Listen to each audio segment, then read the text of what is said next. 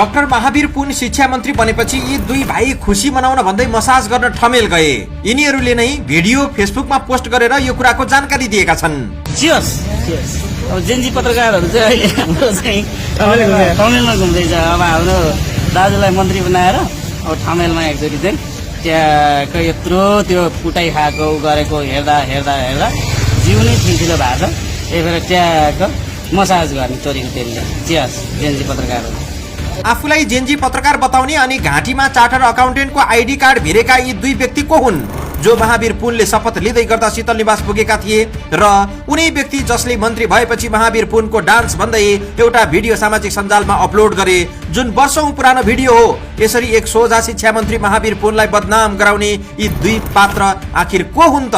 यी दुई भाइ मध्ये उनी हुन् कृष्णहरि बुढाथोकी। उनले फेसबुकमा कृष्णहरि बुढाथोकी सीए लेखेका छन्, अर्थात् चार्टर अकाउन्टेन्ट। उनको पृष्ठभूमि बुझ्दा उनी चार्टर अकाउन्टेन्ट नै हुन्। राष्ट्रिय आविष्कार केन्द्रको खातापाता व्यवस्थापन अडिटको काम पनि यिनले गरेको देखिन्छ।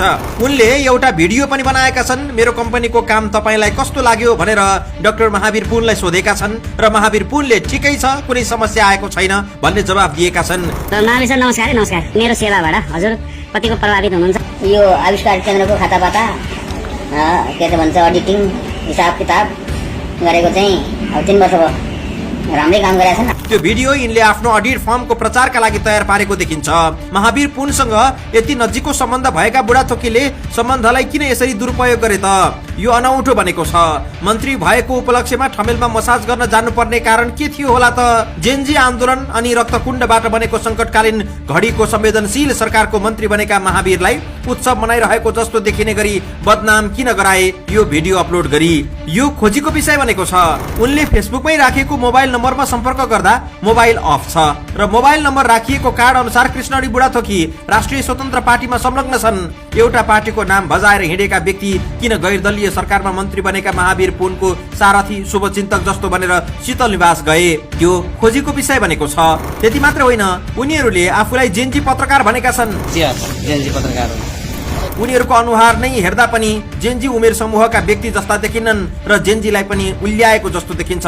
बुढाथोकीलाई चिन्ने एक व्यक्तिले उनी पत्रकार नभएको बताएका छन्। के उनी साँच्चै रासोपाका सदस्य हुन् त भनेर रासोपा पार्टी कार्यालयमा बुझ्दा यस बारेमा अध्ययन गरेर बताउने रासोपा नेता प्रमोद न्यौपानेले बताएका छन्। महावीर पुन एक सादगी नेपाली वैज्ञानिक हुन् जसको देशव्यापी चर्चा छ।